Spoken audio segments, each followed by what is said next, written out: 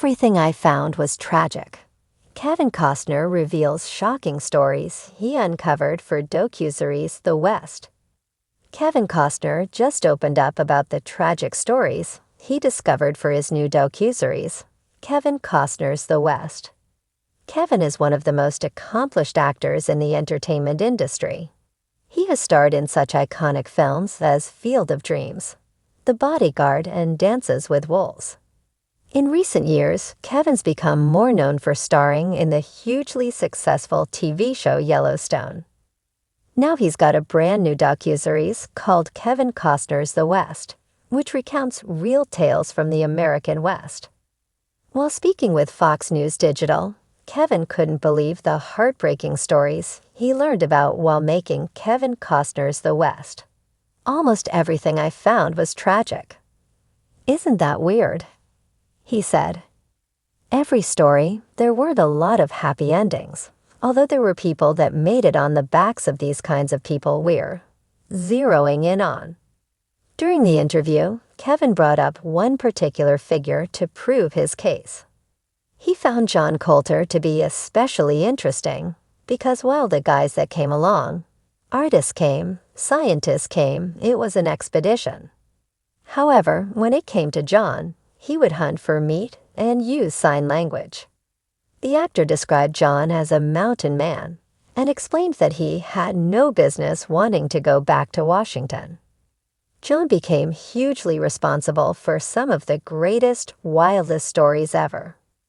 United States history is filled with tragic and heartbreaking events from well before the country's founding, catastrophes and horrors caused by humans and by nature. Kevin clearly feels the need to show viewers a raw and unfiltered look at how the past helped to form the country as it is today, and he's not wrong for doing so. After all, to paraphrase the famous quote, people need to learn from history or they are doomed to repeat it. The harsh conditions and experiences that people like John Coulter faced are truly eye-opening. These stories from the past need to be told, and Kevin wants to ensure that as many people as possible learn about the tragedies that he discovered while making Kevin Costner's The West. This docuseries encapsulates the type of show the History Channel was meant to produce. The West will air across 8 episodes, with Kevin as the narrator. The actor is also an executive producer alongside historian Doris Kearns Goodwin. Doris' involvement is especially important considering all the history books and projects she's worked on over the years, and she lends a certain gravitas to the docuseries. Having a big name like Kevin Costner attached to the West is a great way to expose this docuseries to a lot of viewers. After starring on Yellowstone, Kevin has attracted a particular fan base that will love a show like The West. It may not be a scripted drama like Yellowstone, but the stories are just as captivating and are even more important because they are real-life events from U.S. history. Kevin Costner, the Oscar-winning actor and director long synonymous with rugged Americana, has always had an eye for stories that resonate deep within the heart of the nation. But in his newest endeavor, the docuseries The West, Costner peels back the romanticized veneer of the American frontier to reveal something far more unsettling. Everything I found was tragic, Costner confessed in a recent interview, his voice weighted with the emotional toll of the stories he unearthed. We were taught a version of the West that left too many people out, or worse, painted over them completely. The West, a passion project years in the making, marks Costner's most personal and ambitious undertaking since Dances with Wolves. But where that film hinted at the cruelty and injustice behind Manifest Destiny, this docuseries plunges into it headfirst.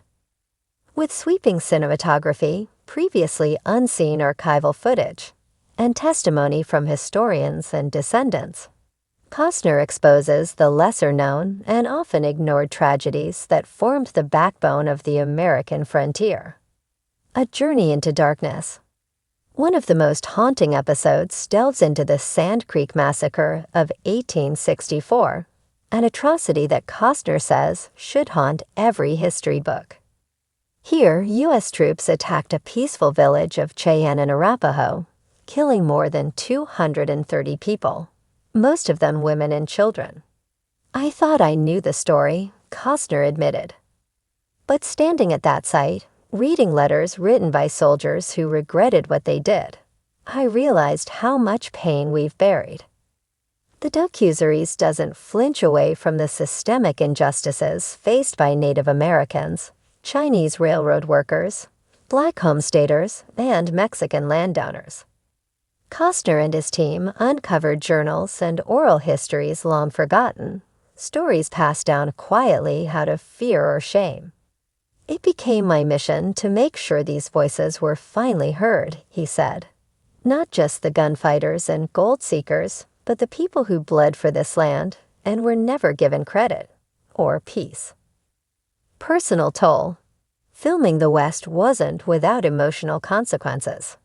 Costner described several moments when he broke down during production. We were interviewing a woman whose great-great-grandmother survived a forced march. She started crying, and then I started crying. You can't listen to these stories and remain unchanged. You shouldn't. He recalled discovering a cache of letters written by a 14-year-old girl in a wagon train that was ambushed. She survived but watched her entire family die. Her words were like ash on the page, dry, burnt out, and yet somehow still glowing. I couldn't sleep for days after reading them. Breaking the myth. What's most shocking about the West is how it deconstructs the mythology that's been built over generations. The cowboy wasn't always the hero, Costner explained. Sometimes he was the villain. And sometimes the villain was the system that turned neighbor against neighbor for land or gold or water.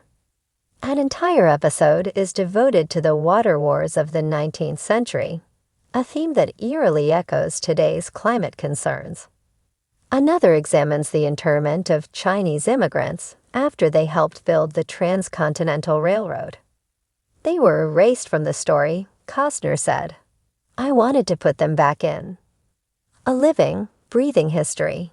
Costner emphasizes that the West isn't just about mourning the past. It's about understanding the present.